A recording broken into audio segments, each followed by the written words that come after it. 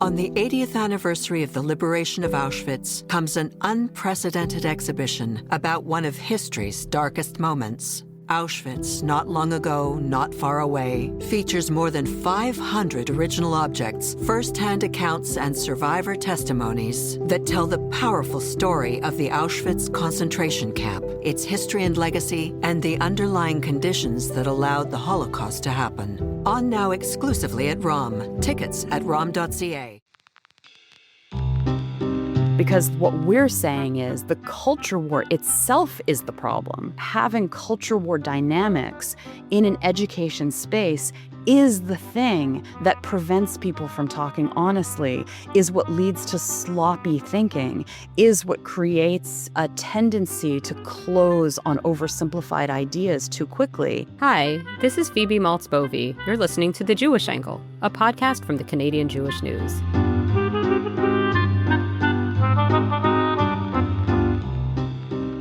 In the 2010s and into the early 2020s, a perennial hot-button topic was something called cancel culture.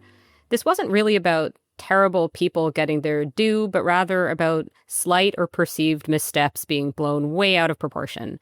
People, some well-known, some not, would post something to social media that rubbed strangers or maybe their employers the wrong way, and then this would cost them their job or their reputation or their personal relationships or some combination.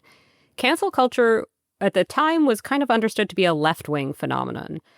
Yet here we are, it's 2025, and an educator and thought leader, she will be able to explain how she defines her own role, got into some hot water for a LinkedIn post perceived of as being too favorable to DEI.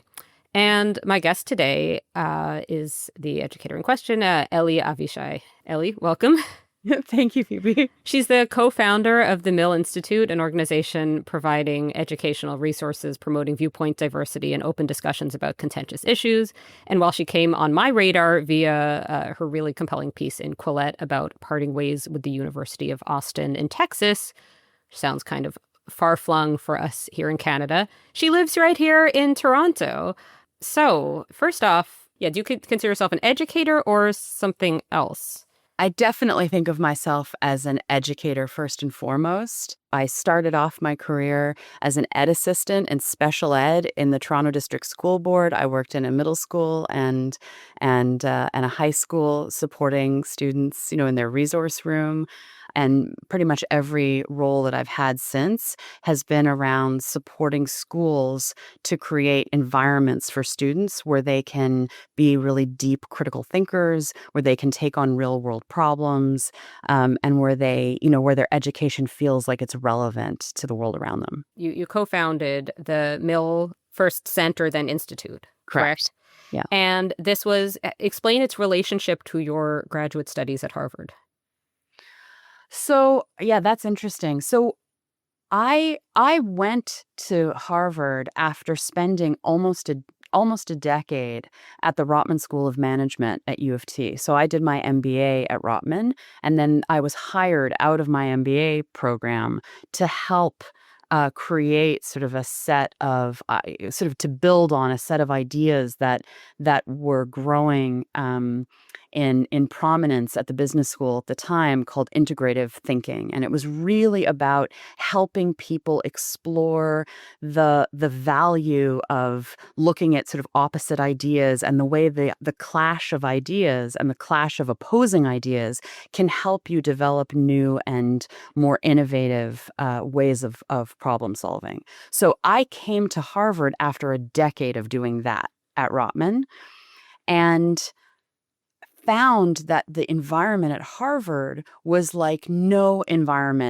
education environment I had ever been in before, in that there were really clear ideas about sort of what was okay to think and what was not okay to think. And I want to be clear, I don't want to sort of overstate it. That wasn't everywhere, and it wasn't in every class, and it was also probably some of the most thoughtful, intelligent, incredible people I've ever met, and faculty. Yes, So and you are very gracious. I just want to ask, though, to try to parse this a little bit, how much do you think was which university it was versus which program it was versus which country it was versus what year it was? time. Oh, that's such a good. So okay, I mean, oh, that's hard to Sorry, I feel like I should No. present it like a graph. I definitely don't think it Yeah. was just Harvard. The fact Okay. that it was Harvard, it could have. I really do think it could have been most, liberal arts focused universities in 2015 when I started that degree. The fact that it was a school of education, I think, is very relevant. Schools of ed are known for being extremely progressive and a lot more strident about ideas that focus around diversity, equity, and inclusion, and it's understandable why, right? I mean, because the whole idea behind a school of ed is that you're thinking about what's good for kids, and people get very passionate about these ideas. I think the year also mattered. I mean, I started in 2015. Donald Trump was elected for the first time during that period of time. It was also a time when progressive communities were getting more sort of ideologically narrow and more ideologically, dogmatic about sort of ideas around power and oppressor and oppressed and all of these ideas that I'm sure people have discussed to death already. I mean, I wrote a book about that during that time that came out Yeah. in 2017. So that this was definitely the moment when this was really ramping up. Yeah. So the moment mattered. The fact that it was a school of ed mattered for sure. And Did you have to do like privilege check activities? Did you have to do like that Yes. sort of thing? Yes, we did a privilege walk during our orientation. And actually, Okay. yeah, it was funny. It was like the first moment doing that privilege walk was the first moment that I sort of had my radar. It's like my warning bells internally went off, and I thought, wait a minute, what's going on here? And not even Do you want to because, explain what a privilege walk is? yeah, Because a not privilege, everybody wrote that book. So yeah, yeah, a privilege it's a walk. niche thing to know about maybe, A but yeah. privilege walk is an activity where there is a set, everybody lines up sort of shoulder to shoulder, and then there's a set of statements read aloud. And if that statement is true for you, you step forward. And if it's not true for you, sometimes you just stay where you are or you step back. And the idea behind the privilege walk is that it's supposed to show how separated people can be based on the privileges or lack of privileges or that have come to them, usually just based on their mostly their race and their sex. Those are sort of the big things. Although hmm sometimes wealth is in there as hmm well. So like hmm if you have ever, if you ever had someone, pay for, if someone paid for your university, step hmm forward. If somebody looked at you, followed you in a store or made you feel unwelcome in a particular space, step back, this kind of thing. hmm And what it does is it's designed to slowly separate out because of the way that the questions are asked, right? It's very deliberate, right? There's an outcome that the privilege walk is looking to affect.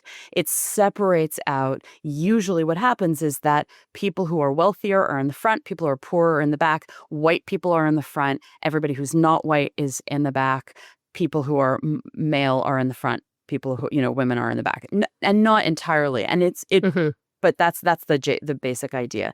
And the thing that's interesting about it is it does spark conversation. The danger of it is that it's developed for a particular reason. It always gets the same outcome. You know what I Well, mean? I have a lot of thoughts about these that I don't think there's going to be time to get into all of them, but I just think about what a strange moment it was that so much candor was expected of people in such a public way. Like it almost feels like a kind of CV or biography equivalent of like when you have the swim test the first day of school and you have to get in the bathing suit in front of the people you've just met and Yeah. do a swim test. You know what I mean? Like you're supposed to suddenly say all these very personal things about yourself. that's one issue. And assume that people are telling the truth. Like, who knows who's paying for school how? It seems a little like, is this being fact checked? You know what I mean? That's another thing. And also, like, there's this sort of assumption that like, it's not scientific in any way. You know what I mean? This isn't saying, like, what is how advantageous. You know what I mean? It's very crude. You know, it's missing things. It's not weighted in any way. You know what I mean? Absolutely. And so it has a lot of issues. Yeah. And it's very clear where you want to be. I mean, it's very clear who comes out of that exercise intended to feel worse than others, right? I mean, like, there's a judgment there. But who is it? Who would you say is intended to feel worse? If you're up at the front, you have a lot of exploring to do. You know, why are you up at the front? Are you aware that you're up at the front? Are you aware that on the basis of just your skin color, you're up at the front? So let's get us now to the Mill Center Now Institute. So that came out of this, not just the privilege walk, but just this sort of your previous work and also these experiences. Yeah, that general feeling that I had at Harvard, and also understanding after talking to educators around the country and school leaders, talking to them about the way that they were feeling, and realized that they were feeling in, 2019, especially in 2020, very similarly to the way I had felt at Harvard. And given that my background is in, critical thinking and deep learning, the idea that so many people were sitting in education environments all around the country being very nervous about talking about issues that matter to them,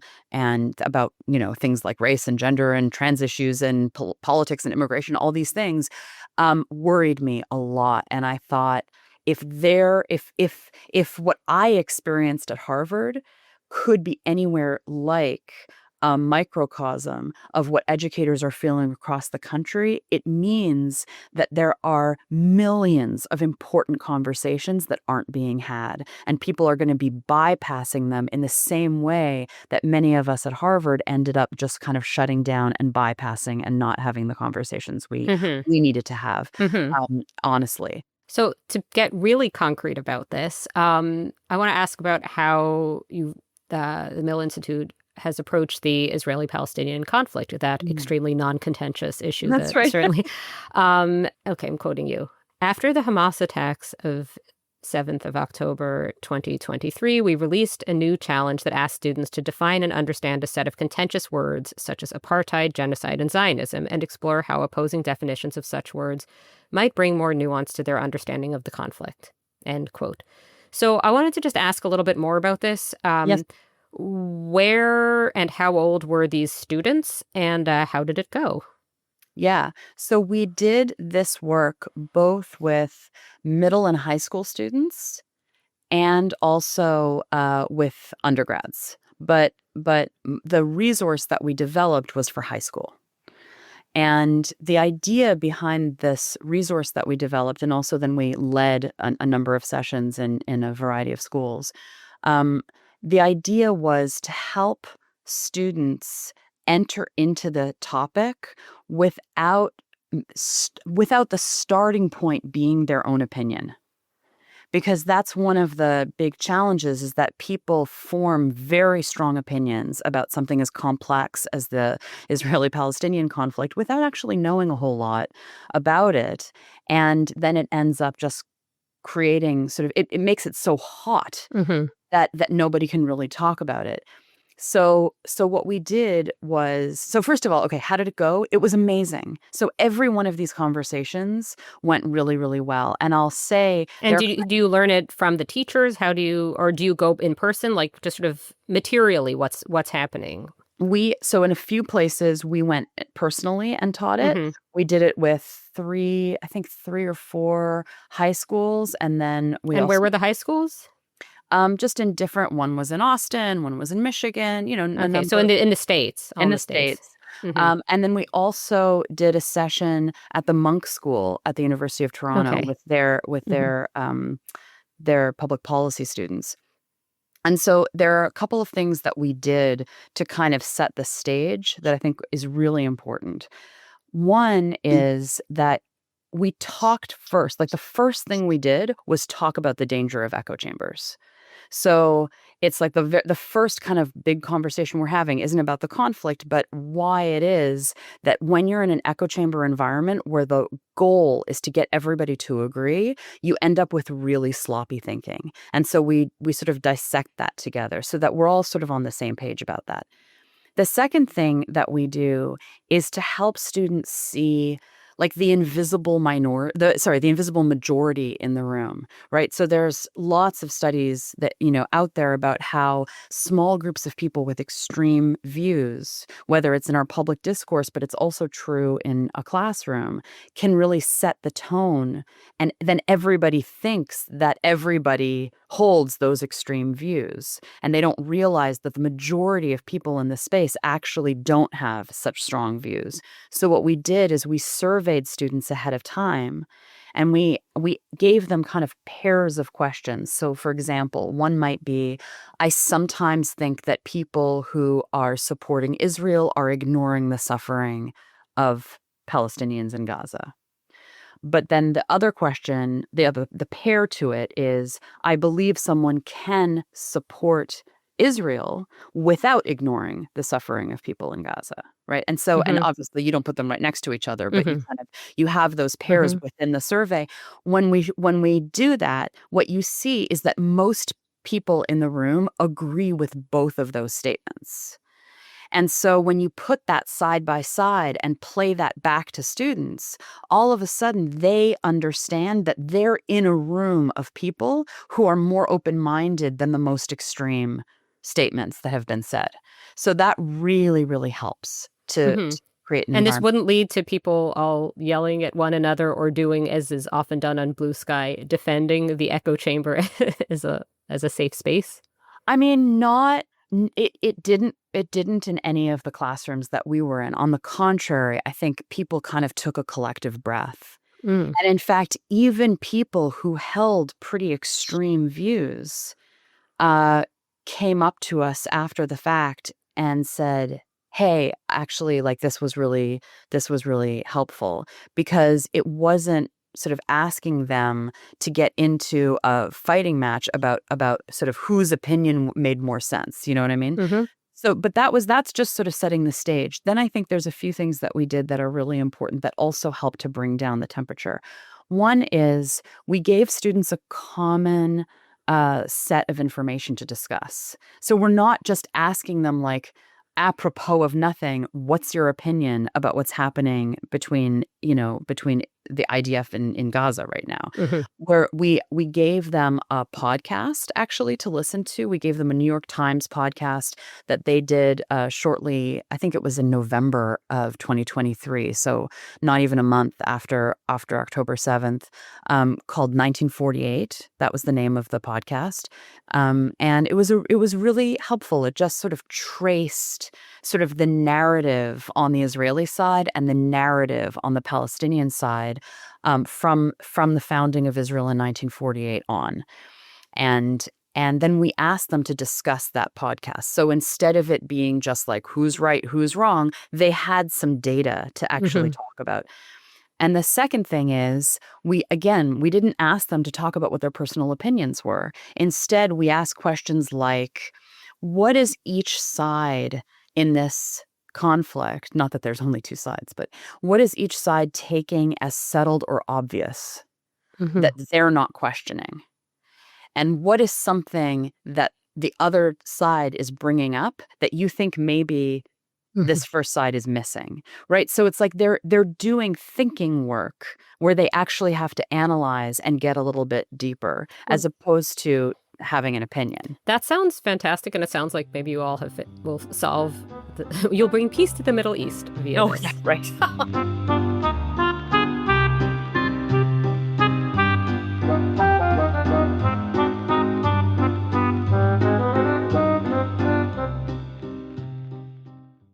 On the 80th anniversary of the liberation of Auschwitz comes an unprecedented exhibition about one of history's darkest moments. Auschwitz, Not Long Ago, Not Far Away, features more than 500 original objects, first-hand accounts, and survivor testimonies that tell the powerful story of the Auschwitz concentration camp, its history and legacy, and the underlying conditions that allowed the Holocaust to happen. On now exclusively at ROM. Tickets at rom.ca.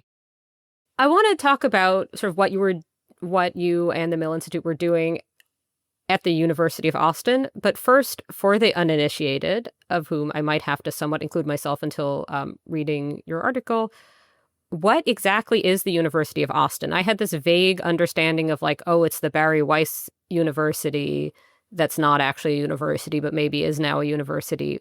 What is it? The University of Austin is a private university that really... Is it accredited? It's in the process. Mm-hmm. So they are running an undergraduate program, and they're kind of in the process toward full accreditation. They welcomed their first freshman class this past fall, but they've been kind of on the path there since I think 2021 was when they launched. And the idea of the University of Austin was really to show another model to what they felt was a failing model in higher education now, that was getting increasingly ideological in the way that it was engaging students. So they wanted to create a university that was founded on what they called the fearless pursuit of truth, and where people could speak openly and you wouldn't have these kinds of cancellations. I mean, that was sort of the founding idea behind the university. Although, of course, I'm sure yes, the presidents do a much better job than me. But that was the idea. That's what drew me. Yes. So your institute became like an affiliated. So what exactly were you doing at the University of Austin?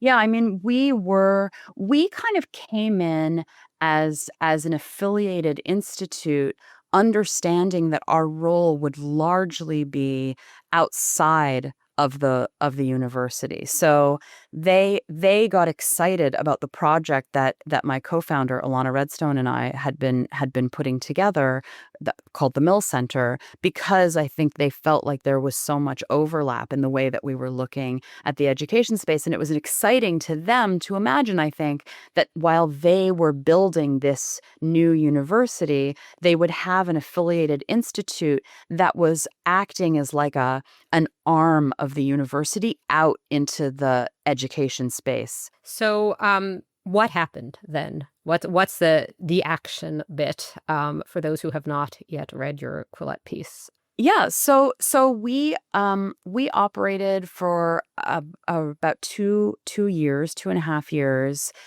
in this kind of relationship with the university, and then on March 3rd, I got into a call with a colleague who said, Ellie, we really there's a real problem. We've got to talk about your social media post. And I was like, I have no idea what you're talking about. So the post that I had written was this really anodyne, very boring. I mean, it was a nothing. It was a LinkedIn post. I mean, I looked at it and it's a LinkedIn post. It's not. It thanked a writer. He's actually a Yale psychologist named Michael Strambler, who's a wonderful, very thoughtful writer, and is actually now one of our advisors and mentors. I thanked him for giving a shout out to the Mill Institute in a piece that he wrote. And the piece that he wrote really just said, look, DEI has some real issues, and they're real. But the way to tackle the issues associated with DEI is not to kind of bring down a sledgehammer and become really ideologically captured on the other side and start, firing everybody and then just, not really being able to reach across the aisle at all. We should always be able to do that. Mm-hmm. So I agreed. I said, yes, I think we should always be able to do that. And we can have critiques of DEI without throwing out the whole idea of diversity and inclusion. That was the problem. And apparently I had really triggered somebody that was sort of a powerful person in the university. And that evening, I was let go, and so was my whole team. Which I'm so sorry this happened to you. And also, there's something sort of surreal about this because I feel like one was so recently hearing about this story from the other side. I think it's also really important to say that even if this LinkedIn post thing hadn't been an issue, I think it's very likely that the Mill Institute and the University of Austin would have parted ways pretty soon anyway, because of the way that what each of us are trying to do in the education space has been getting kind of further and further and further apart. I mean, the University of Austin has really put a very clear stake in the ground around DEI, and they've also been it's been very clear they've been defining themselves as the anti-Harvard. They've been defining themselves as against, what other universities are doing, but in a way that says we're sort of, we think that these ideas that are coming out of progressive spaces are the problem. Mm-hmm.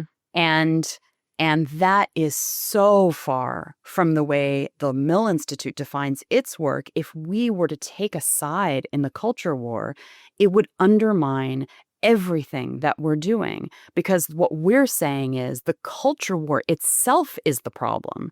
Having culture war dynamics in an education space is the thing that prevents people from talking honestly, is what leads to sloppy thinking, is what creates, a tendency to close on oversimplified ideas too quickly. And it drives out rigor because as soon as you're on a side, you kind of don't need to go any further, So ultimately, we could never have been like that. Could never have been a harmonious connection for long because of the differences in the ways that we were approaching education. So you got some pushback, and I did not think this was fair pushback, but you did, from some people who thought that you should have known this was a right-wing university. Yeah, people said I was a rube. And I guess I wanted to ask, do you think it's that the place itself changed? Perhaps because of who was in power in the States, or do you think that it was you seeing the true colors that were kind of there all along? Well, let's be clear. I think most of the pushback that I've gotten, especially on social media, is from people who had a very narrow understanding of what the University of Austin is and was, and it was like throwing red meat to a pack of, it was like they were just waiting, I'm sure, for some confirmation that this was just a right-wing project that was sort of, all along and here was a way of proving it. Those people are wrong, and I don't really take that. I never really took that particularly seriously. The real part of the question that you're asking, do I think it was sort of there all along or it changed? The answer is both. Yes, there was that tension there all along. There were always people who were pushing towards it being a little edgier and a little more kind of playing into the culture war dynamic, and those who fought very hard against it. And like all places with people and real institutions, not just kind of symbolic ideas, it was complex and interesting and pretty vibrant, actually, that tension. I do think over the last 6 months, there has been a shift at the university. There's been a much stronger push towards playing into that culture war vibe. I mean, you can just see it in the social media. You just look at the communications that have come. Yeah, I mean, out it's of interesting what you university. write about. Really, schools always, like colleges, high schools, whatever, have rivalries, and that's sort of a normal and healthy part of educational life, certainly in the States. But what you're describing is something different. This idea of like that this is to vanquish like you use the expression zero sum, that it's the idea of having that university instead of other universities. Like if there's, a competition between two rival high schools. It's not so as to destroy one of the high schools. Absolutely. And I mean, I can understand as a startup university that needs to find a way to kind of push through all the noise, why creating a line like "We're the anti-Harvard" is kind of cute, and No, but what you're describing is something amiable, else that but seems it's of a not. piece with the kind of Trumpian, like, coarsening of discourse type approach. But I want to talk about Yeah. one thing really, because we're running out of time. And this is really Yeah. important. So yeah, just another thing that you write in your piece, which people should really go read also in Quillette. I'm quoting you here. It turned out that what I was observing was symptomatic of the larger ideological tension developing within UATX between two camps, those specifically championing an unabashedly, quote, anti-woke conservative agenda, and those, such as myself, prioritizing academic freedom more generally, end quote. So it seems like what was happening at the University of Austin was itself part of a broader rift within this heterodox or anti-woke coalition. So I guess I'm just trying to figure out, like, where are people, often Jews, not always, who take this kind of liberal anti-social justice excesses stance left at this point in time? Because it seems like what does it even mean? Like, anti-woke or anti things like a privilege walk, critical of things like a privilege walk. What does that even mean now? You know what I mean? So, like, where do you go from here? Kind of, not just you personally, but just sort of that position. Yeah, that's a big question. I I mean, ask myself this question every day, and I don't yeah. have an answer. I mean, look. If I relay it back to my own Judaism, I mean, all I can say for myself is, and look, this also comes from growing up in with a father who is an expert on the Israeli-Palestinian conflict, has written many books on it, and Really? has Who's your father? Bernard Avishai. Okay. Well, yes. So, and the work that he does, actually, maybe I'll end with the work that he does, because I think that it points a way that's so important. He teaches a course right now at Dartmouth with a colleague named Ezzedine Fashir, who was an Egyptian diplomat, and the two of them teach a course on the Israeli-Palestinian conflict, kind of allowing that they're coming from these very, very different backgrounds, and they co-teach it together. And the way that Dartmouth has approached the conflict has really been kind of a beacon. I think 60 Minutes even did a piece on them because it's really shown a different way than, for example, what happened, at Columbia. If that's kind of a good comparator. The idea there is you have to start from a place of complexity and nuance. If you start from a place of, let's simplify these ideas down into sound bites, and then claim that anybody that doesn't hold the same sound bite that I do is on the wrong side of history, you're lost. You're lost. You're in a place where you might do a really good job assembling a bunch of people around that will cheer every time you post something. They'll like carry you on their shoulders, but you're never going to learn anything, and you're not going to really understand what's going on in the world around you. You have to start from a place of nuance. My father says, actually, that one of the things that he and Ezzedine always agree on is that they both have a sense of tragedy about the conflict in Israel. And I think that needs to be true for all of us as we think about these really big challenges, political and otherwise, that are happening around us.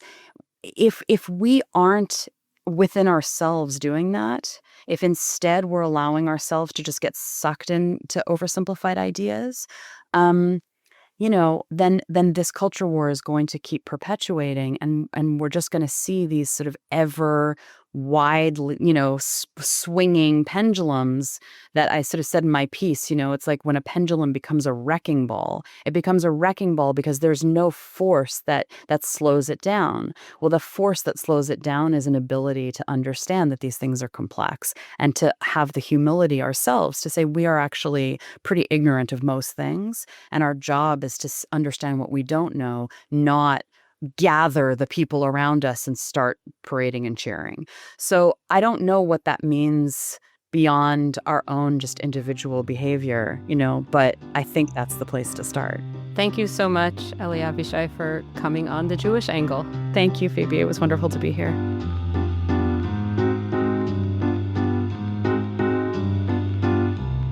Thank you for listening to The Jewish Angle, a podcast from the Canadian Jewish News. This has been Phoebe Maltz Bovy, opinion editor of the CJN and a contributing editor of Scribe Quarterly, the CJN's print magazine. The show is produced and edited by Michael Fraiman. Our music is by Frank Fraiman. If you've enjoyed this episode, please subscribe to The Jewish Angle wherever you get your podcasts. Thanks for listening.